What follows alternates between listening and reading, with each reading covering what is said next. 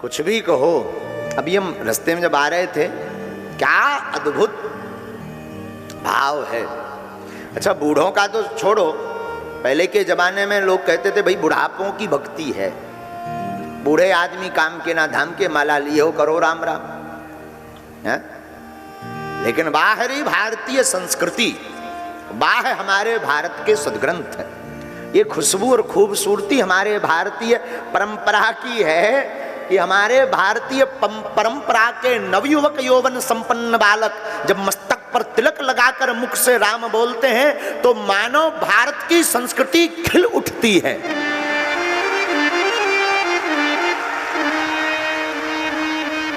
जब यहाँ के नवयौवन संपन्न युवा,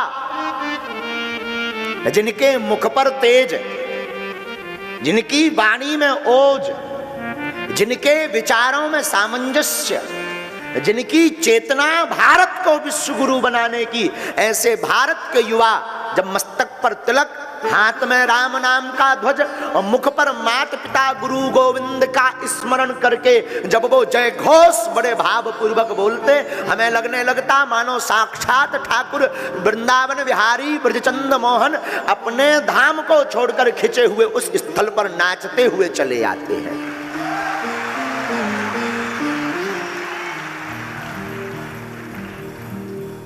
आज हमसे एक पत्रकार महोदय अभी प्रेस कॉन्फ्रेंस में पूछ रहे थे कि महाराज जी, अभी कुछ दिन पूर्व एक और कथा हुई शिव पुराण की, पूज्य पंडित श्री प्रदीप मिश्रा जी, और अब आपकी हुई तो श्री मिश्रा जी जो है शंकर जी का उपाय बताए गए, अब आप आए तो आप कह रहे जय हनुमान ज्ञान गुण सागर। आदमी तो इसी में दिग्भ्रमित हो गया कि शंकर जी यहाँ एक लोटा जल दें कि जय हनुमान ज्ञान गुण सागर ठोके। प्रश्न बड़ा तर्क संगत पूर्ण था, चूंकि प्रश्न बड़ा तर्क संगत पूर्ण था तो हमें बोलने में भी बड़ा आनंद आया। हमने कहा श्रीमान नारद महोदय, हाँ, पत्रकारों को नारद ही कहा जाता, नारद का अर्थ चुगलखोर नहीं होता, नारद का अर्थ होता सत्य को दिखाने की सामर्थ्यता रखने वाला।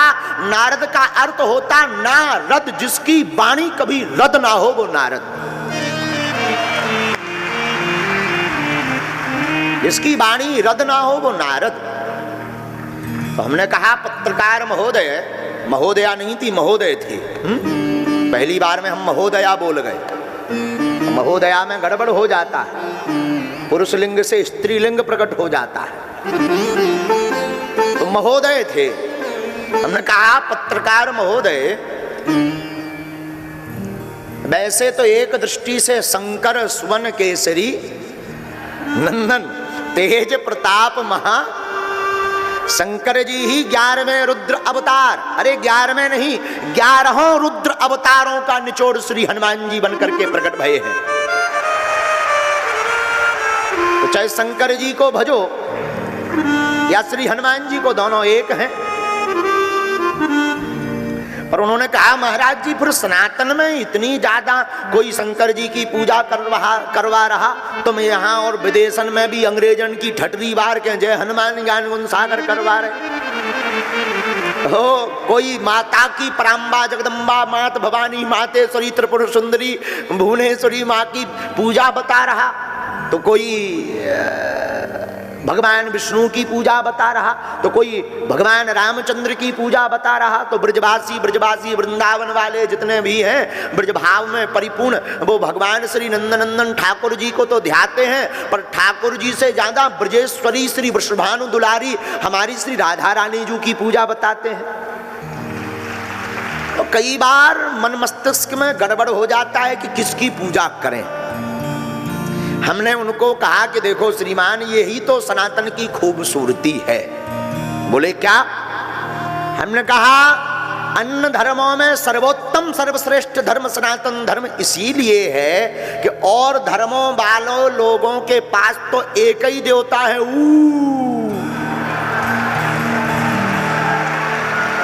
और धोखे से अगर वे ऊ बारे नाराज हो जाएं तो उनके पास में बैकअप में कोनो जो है साइड में इमरजेंसी कॉल उठावे वालों देवता ही नहीं है।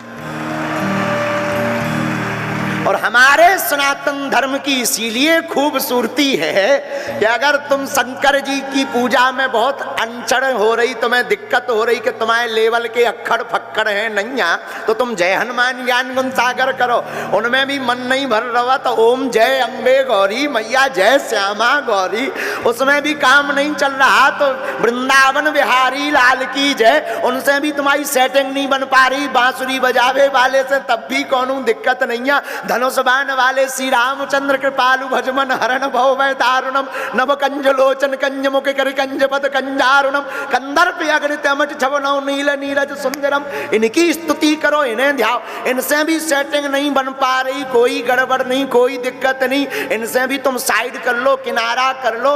और भी अलग अलग देवता, दाढ़ी वाले देवता, बिना मूछन वाले देवता, चक्र सुदर्शन वाले देवता, बीणाधारी श्री नारद जी भी हैं, जिनसे तुम्हारी सेटिंग बने उनसे पकड़ लो। यही तो खूबसूरती सनातन धर्म की है। अब बताओ तुम क्या, अच्छा देखो कितनी अद्भुत महिमा। लोग हमसे कहते हैं आप कट्टर बातें बोलते, हम अपनी बात बोलते हैं, नफरत नहीं, हम प्रेम के आदी हैं, पर गर्व से कहते हैं हम हिंदुत्ववादी हैं। लोगों को लगता, अभी पत्रकार बता रहे, बोले गुरुजी भारत में आपको ही टारगेट क्यों किया जाता? हमने कहा इसलिए टारगेट किया जाता है कि जो सच्ची औषधि होती है वो जरा कड़वी होती है तो पेट गड़बड़ कर देती है। हाँ। जिस आदमी को मिलावट का दूध पीने का आदत पड़ गया हो, उसको एकदम पेवर बिना पानी मिला हुआ दूध दे दो तो 2 मिनट में सब फिल्टर साफ हो जाता है। हमने कहा हम भाई मिलावट नहीं जानते, यहां तो जो वाईफाई में सिस्टम वो अपने पास और अपने मुंह से निकल जाता है। बोले आपको हमेशा भारत में टारगेट, हमने कहा लोगों ने भगवान राम को नहीं छोड़ा, हमें कब छोड़ेंगे, हम तो आम हैं। अब सनातन की बात उठी ही है तो हम आपको करबद्ध निवेदन कर दें, औरों के पास तो एक ही किताब है, एक फिक्स है, चाहे उल्टी पढ़ो चाहे सीधी, चाहे बीच से पढ़ लो चाहे एक पेज फाड़ के पढ़ लो। हम नाम नहीं लेंगे अपने पवित्र मुंह से। समझदार हो आप लोग, अपने पास रामायण में तुम आओ चित्तनी चिपक रहो, ठटरी के बरे भागवत पढ़, भागवत में तुम्हें श्लोक प्यारे नहीं लग रहे, या सच्चिदानंद रूपाय विश्वोत्पत्त्यादि हेतवे तापत्रय विनाशाय श्री कृष्णाय वयं नुमः नाम संकीर्तनम यस्य सर्व पाप प्रणाशनम प्रणामो दुख समनस्तम नमामि हरि परम। अगर तुम्हें ये श्लोक प्रिय नहीं लग रहे कोई बात नहीं, ठटरी के बरे 4 वेद पढ़, इनमें भी तो उबासी आ रही, नींद आ रही, चिनूना काट रहा, कोई दिक्कत नहीं, 6 शास्त्र पढ़, हाँ कोई दिक्कत नहीं। 6 शास्त्र में भी तोरो हार्ट अटैक हो रहा ठटरी के बरे, 18 पुराण पढ़, इतने भी तोरी बुद्धि नहीं चल रही, पढ़ लो, दिमाग ठिकाने नहीं लग रहा तो 18 उप पुराण पढ़, इनमें भी तुम्हारी बुद्धि नहीं लग पा रही तो हमारे भारत के ऋषि मुनि कितने बुद्धिस्ट थे, कितनी बुद्धि तीव्र थी, कितना तीक्ष्ण ज्ञान था। हमारी भारतीय सनातनीय वैदिक परंपरा में 108 उपनिषदों का वर्णन कर दिया, पढ़त पढ़त 7 पैड़ी मर जाएगी लेकिन ये कभी पढ़ नहीं पाएंगे। तो मेरे प्यारे, उनके पास तो एक ही किताब है, हम लोग तो इतने धनवान हैं कि ग्रंथों के नाम नहीं ले पाएंगे, वो जिंदगी कट जाएगी। कहां मनुस्मृति, श्रीमद् भगवत गीता, जिस गीता का आदर्श विदेशी भी करते हैं। ये कितने धनवान लोग हम सनातनी हैं। कई लोग हमसे कहते गुरुजी बड़े निर्धन हैं। निर्धन वो है जिनके पास गोविंद धन नहीं है, जिनके पास गुरु रूपी धन है, जिनके पास गोविंद रूपी धन है, वो निर्धन भला कहाँ हो सकता। और यद वैष्णवानाम धनम, वैष्णवों का परम धन तो गोविंद की कथा है। तो जो अशोक नगर के पागल यहाँ विराजमान हैं, हम करबद्ध निवेदन करेंगे, आप अपने आप को गौरवान्वित महसूस करिए। आप विश्व की उस प्राचीन संस्कृति में जन्म लिए हुए हैं जिस जन्म को लेने के लिए देवता भी तरसते हैं। और इतने के बाद धन देखिए, मस्तक पर तिलक, शिखा चोटी, कंठ में माला, ये भारतीय हिंदुओं की परंपरा और पहचान है। ये हम लोगों को हमारे पूर्वजों ने, गुरु गोविंद सिंह, गुरु नानक देव, 10वें गुरु सिखों के गुरु गोविंद सिंह, जिन्होंने अपनी पगड़ी, अपने केस, अपने चूड़ा, अपने कृपाण को बचाने के लिए यवन औरंगजेबों से सनातन धर्म की रक्षा के लिए, कश्मीरी पंडितों की रक्षा के लिए हाथ में लोहा उठा करके दांतों चने चबवा दिए थे। उस भारतीय परंपरा के हम लोग सच्चे सेवक हैं। कश्मीरी पंडितों पर चल रहे अत्याचार को देख करके वहां के कश्मीरी पंडितों ने यवनों, बलात् रूप से यवन धर्म परिवर्तन करवा रहे थे। परिवर्तन ना करने वाले लोगों को बलात् रूप से उनकी बहनों को, उनकी बेटियों के साथ अत्याचार कर रहे थे। मेरे पागलों, भागवत कथा के साथ साथ आप लोग अपने बच्चों को मिशनरी स्कूलों में पढ़ाने के साथ साथ how do you, how are you Angrezi पढ़ाने के साथ साथ रामचरितमानस पढ़ाना मत भूलना, ताकि पुनः ऐसी परिस्थिति बने। हम लोगों से कहते हैं कि हमेशा अक्षर कथाओं में बच्चों को लेकर जरूर आया करो। तो कई लोग कहते गुरुजी आपकी कथा में इतना भक्त समुदाय आता है कि 2-4 बच्चे तो खो ही जाते हैं। हमने कहा कोई नहीं, वो मिल जाएंगे, लेकिन बच्चों को जरूर लाया करो। पूछो क्यों?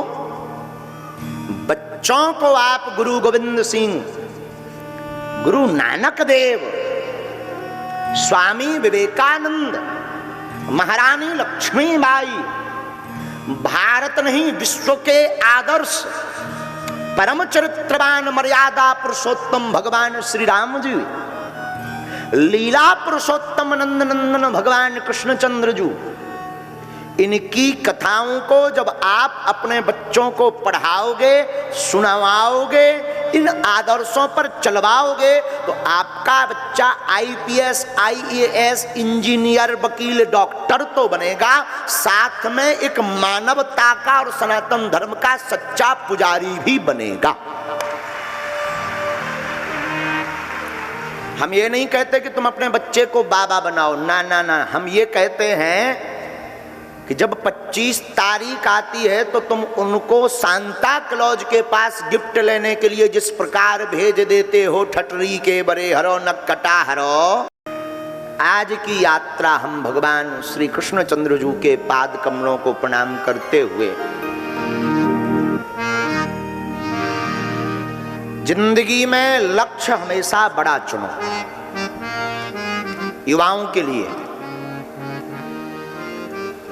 आप बहुत बड़ा बनना चाहते हो तो लक्ष्य बड़ा चुनो, छोटे लक्ष्य में मत जियो। धूम्रपान से मत लड़ो, लड़ना है तो गोविंद के ध्यान से लड़ो। कई बार हम लोग छोटे सपने देख करके अपनी जिंदगी को स्वतः ही बर्बाद कर लेते हैं। हमारे पास, हम तो बचपन ही से कबाड़ी रहे। बचपन में हमारे पास एक नेताजी आए तो बोले गुरुजी हमको ऐसी सीट पर चुनाव लड़वाओ कि अगर हारे भी तो इज्जत बच जाए। हमने कहा आज नहीं कल बताएंगे। अब देखना गुरु का ज्ञान कितना विचित्र होता। हमने अपने गुरुजी से कहा कि अमुक आदमी आया था, ऐसी ऐसी बात है। रात को हमने गुरुजी के जो भी अर्जी होते लगाओ, वाईफाई में सिग्नल मिला आया। भाई भाई का उत्तर भी बड़ा खतरनाक। जब दूसरे दिन वो नेताजी वापस आए, बोले गुरुजी बताओ हम ऐसा कहां से चुनाव लड़ें कि इज्जत हमारी बची रहे हारने के बाद भी। हमने कहा प्रधानमंत्री के खिलाफ लड़ो, कम से कम तुम्हारे बाल बच्चे कल के दिन बड़े होंगे, वो पूछेंगे कि पापा तुम चुनाव लड़े थे तो बताना। लड़े थे लेकिन प्रधानमंत्री के खिलाफ लड़े थे, तो बताने में भी तुम्हें आनंद आएगा। ये बात बहुत विनोद की नहीं है, ये बात बहुत गंभीरता की है। आप अपनी जिंदगी में अपने बच्चों को बहुत बड़ा बनाना चाहते हो तो बच्चों का लक्ष्य बड़ा चुनो, छोटा मत चुनो, छोटा मत चुनो। बहुत बड़ा बनना है तो सपने बड़े देखना बंद करो। इसमें तुम पढ़ो मत कि तुम्हारी क्षमता नहीं है। कौन कहता क्षमता नहीं है? जब मीराबाई भगवान को पुकार पर करके गोविंद को पा सकती, सबरी 10,000 वर्षों तक तपस्या करके प्रतीक्षा करके राम को पा सकती, तो क्या तुम भारत में रह करके अपने लक्ष्य को नहीं पा सकते हो?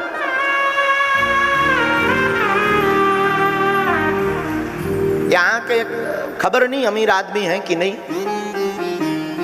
एजेंसी के एक मालिक कल रात्रि में वो दोनों सापत्नीक जहां हम निवास करते तो वहां पर प्रश्नोत्तरी चर्चा में मिले हमको। बोले गुरुजी हमने 4 महीने से सिर्फ यही रटन लगाई थी कि एक बार हम आपको नजदीक से मिले।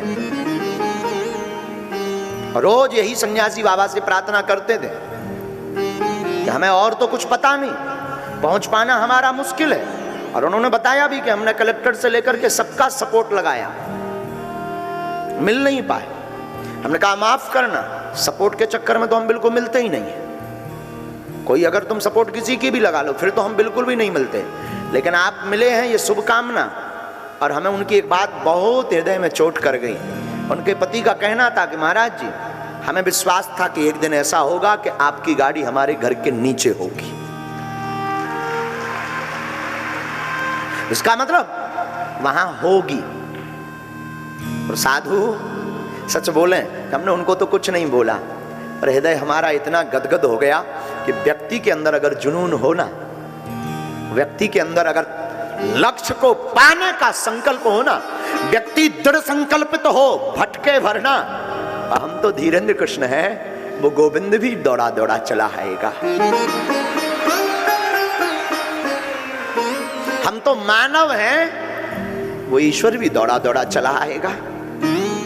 इसीलिए मेरे युवानों, मेरे पागलों, तुम अपने जितने भी माता पिता बैठे अपनी बेटी को, अपने बेटे को छोटा लक्ष्य मत चुनवाओ, बहुत बड़ा लक्ष्य का उसे सपना दिखाओ।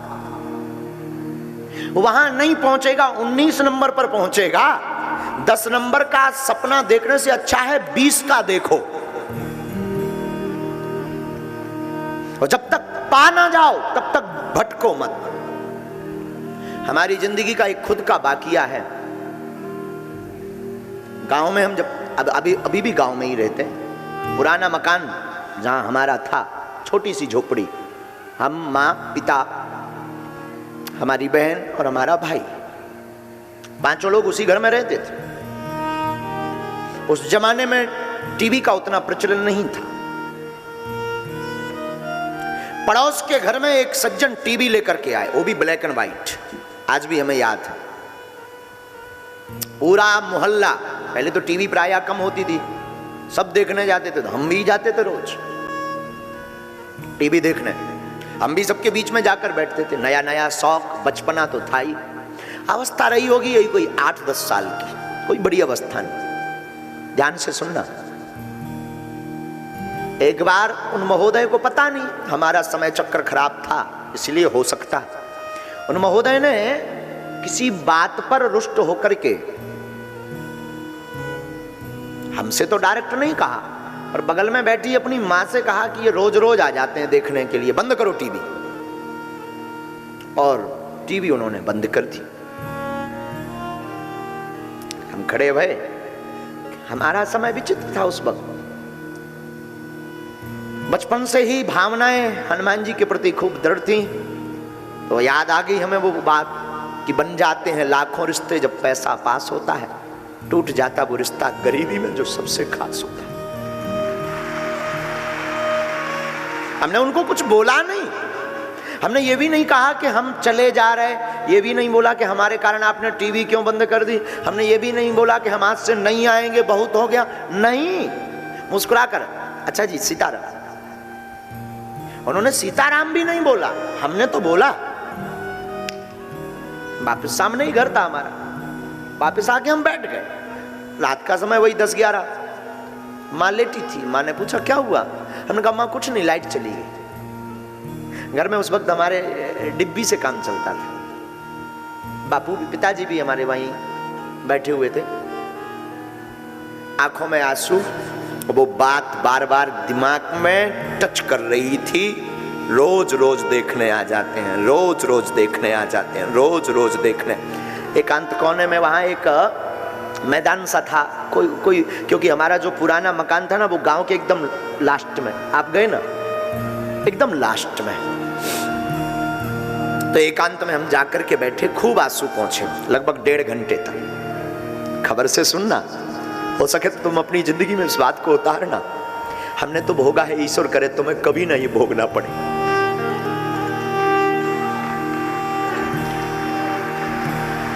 कुछ नहीं बोला,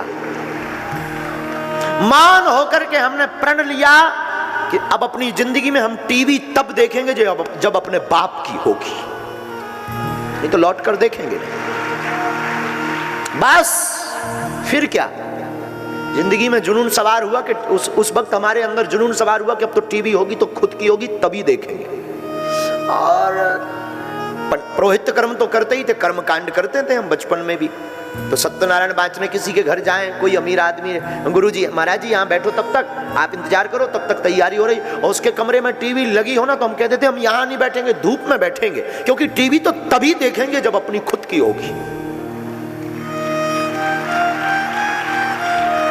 नया नया प्रचलन, पहले बसों में वॉल्वो बस का चला था, टीवी लगी हुई बस का। तो हम पढ़ लेते थे कि इसमें टीवी तो नहीं है, अगर है तो इस पर नहीं जाएंगे।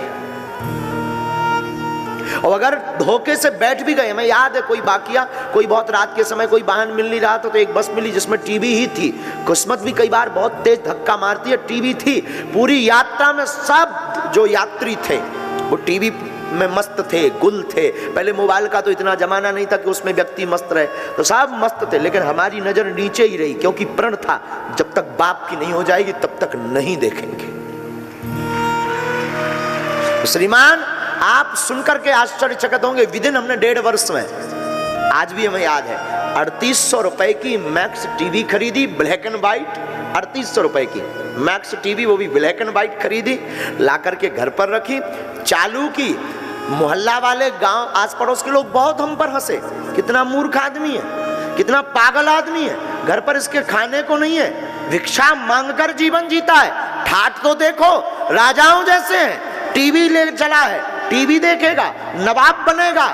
लेकिन हमारा संकल्प तो था टीवी दिखेगी तो खुद की दिखेगी। टीवी लाए, टीवी चालू की, मोहल्ला के लोग आए, वो सज्जन भी आए, किस्मत से उनकी टीवी बढ़ गई। अब इसमें तुम ये मत मानना कि बचपन से ही हम शक्तियां चलाते रहे, नहीं, किस्मत से उनकी टीवी जल गई, हमारी नई। वो भी आए, हमने उस दिन बूंदी ली थी 100 ग्राम, बूंदी 100 ग्राम, ज्यादा नहीं। वो बूंदी हमने उसको बचाकर खास कर रखी थी कि आएगा। वो जब आए तो बोले महाराज जी अपनी तो थी टीवी, आप पैसा क्यों खर्च कराए? हमने कहा धन्यवाद। वो बोला हम समझे नहीं, हमने कहा थैंक यू। वो बोला हम समझे नहीं, हमने कहा बूंदी खाओ।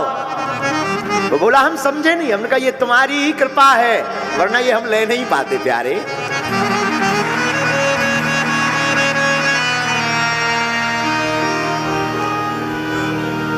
और अब ये जिंदगी है साधु, जिंदगी में लक्ष्य हो और गुरु कृपा हो।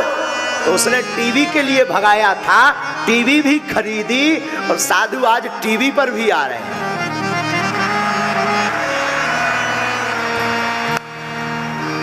जिंदगी में तुम्हें लक्ष्य, माफ करना, टीवी पर आने के पीछे कहीं ना कहीं यही टीवी हमारे मन में आज भी भरी थी, लेकिन जब से आ गए तब से भर निकल गई। लेकिन आज भी हमारी जिंदगी में वाकया याद है, अपनी जिंदगी में हमने जिस लक्ष्य को पाने की कोशिश की गुरु ने कृपा की। और याद रखना, जिसकी जिंदगी में गुरु होता है ना, वो गुरु हनुमान जी जैसा हो, वो जिंदगी की कोई भी मंजिल पा सकता है,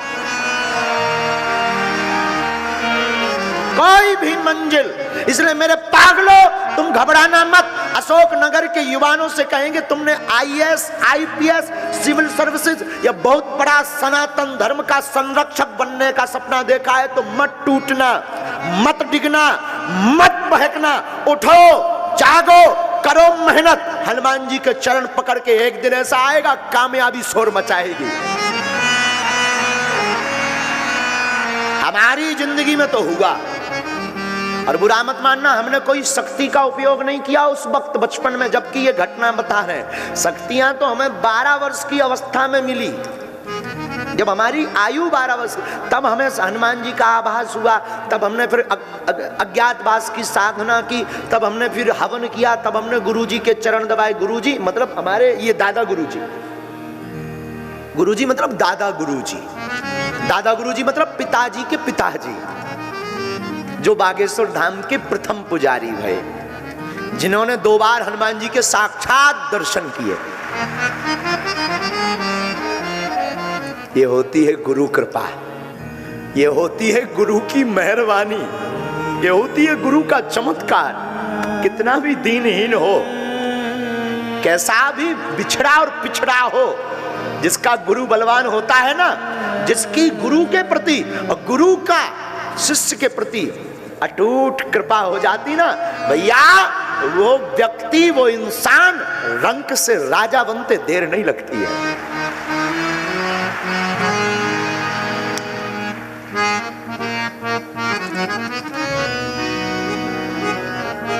इसलिए मेरे प्रार्थना है, मेरे साधु, आज की कथा हम बाद में शुरू करेंगे। ये वाकया हमें बहुत स्मरण आ रहा था कि आप लक्ष्य बड़ा चुनो।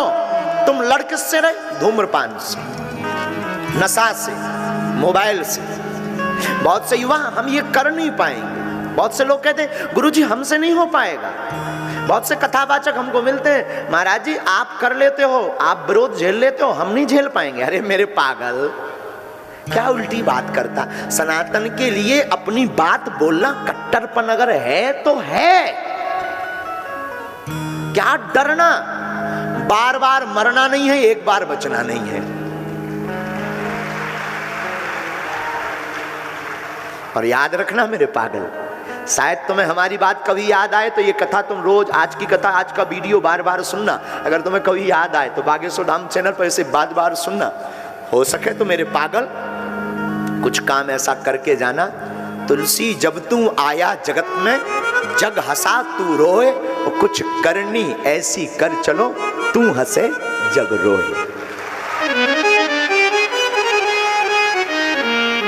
क्या तुम 2 कौड़ी के जीवन में पड़े हो? क्या तुम अपनी जिंदगी के विरोध में पड़े हो? आज हमको पत्रकार कह रहे थे, महाराज जी आपका बहुत से संत नाम ले रहे थे, वो तो बड़ी लंबी लिस्ट में, बहुत से संत आपका विरोध करते हैं। हमने कहा हमने ये सोचा ही नहीं कि कौन हमारा विरोध करता। Same to you. अगर हम इनमें फंस जाएंगे कि कौन हमारा विरोध करता, इनमें अगर बिध जाएंगे, इनके खिलाफ बोलने लगेंगे, हम अपने लक्ष्य से भटक जाएंगे। हमारा लक्ष्य संतों से विरोध करना नहीं है, हमारा लक्ष्य तो सनातन को बढ़ाना है पागल। हमारा लक्ष्य राम नाम का प्रचार पूरी भारत में, पूरी दुनिया में करना है। तो अगर हम इनमें फंस जाएंगे, इनमें अपनी ऊर्जा खर्च कर देंगे, और तुम लोग भी यही गलती करते हो। अपने ताऊ के चाचा के, अपने ताऊ के लड़के को, चाचा के लड़के को, अपने ताऊ को, अपने मामा को, अपने पड़ोसी को नीचा दिखाने के लिए दिन रात अपनी ऊर्जा को खर्च करते रहते, लड़ते रहते, टाइम बर्बाद करते रहते, बातें करते रहते। और तुम इतना झूठ बोलते, उनकी निंदा की बात आवे तो तुम्हें इतनी प्रसन्नता होती कि तुम अपना काम छोड़कर उनकी निंदा सुनते, उनकी निंदा करते, उनका उल्टा प्रचार करते। मेरे पागल, जितना टाइम तू उसमें वेस्ट कर रहा, हाथ में माला ले, हनुमान चालीसा का पाठ कर और झंडा लेकर आगे बढ़ चल।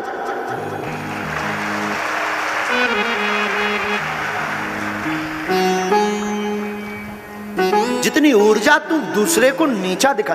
अद्भुत बात है, हम लोग दूसरे को नीचा दिखाने के लिए, अपने आप को श्रेष्ठ बताने के लिए दूसरों में इतनी कमियां बताएंगे, इतनी कमियां बताएंगे, उसमें ये है, उसमें वो है। अरे ठठरी के बरे लोग हमसे तो, हमें कोई दिक्कत नहीं है, हमें तो सुनने में बहुत आदत पड़ गई है। लोग हमारी वेशभूषा देख करके बड़ा ढोंगी है, भीड़ समुदाय देख करके बड़ा पाखंडी है, 25-26 साल का, और वो मन पढ़ लेता है, बस ट्रिक जानता है, वो क्या बोलते हैं माइंड रीडिंग। नक्कटा तू अपने बाप का करके बता। मान लिया माइंड रीडिंग भी है, तो कौन सा ऐसा माइंड रीडर है जो समस्या का समाधान कर दे? प्यारे, ये बातें ना खोखली हैं। और माइंड रीडिंग करने वाला तुरंत में दिमाग में क्या चल रहा सिर्फ ये बोल पाएगा। मेरे हनुमान जी का वाईफाई तो बाप का खानदान भी बताता है और होटल की समस्या भी बताता है। प्यारे,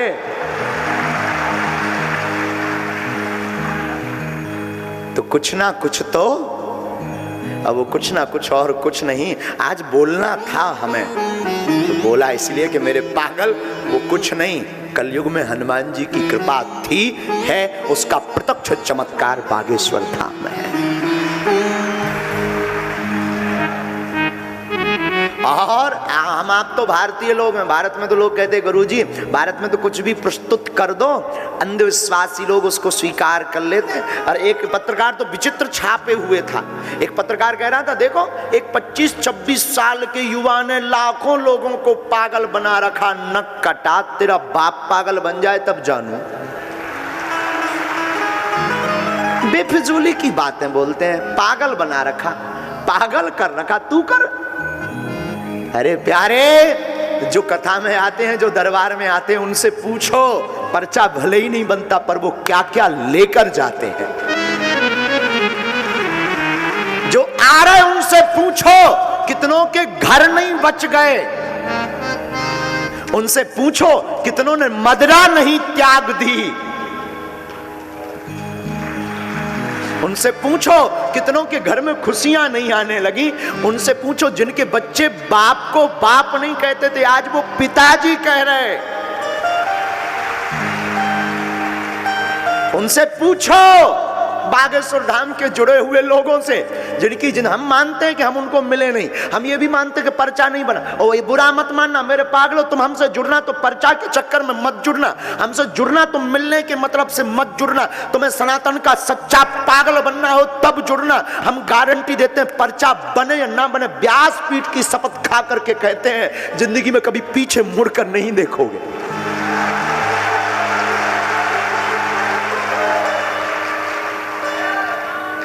बाप का नाम बता दें, तुम्हारी समस्या बता दें, तुम्हारे परदादा का नाम बता दें, पर्चा 6 बना दें, पर समस्या का समाधान ना हो तो किसी मतलब का है क्या? बोलो ना, बोलो ना।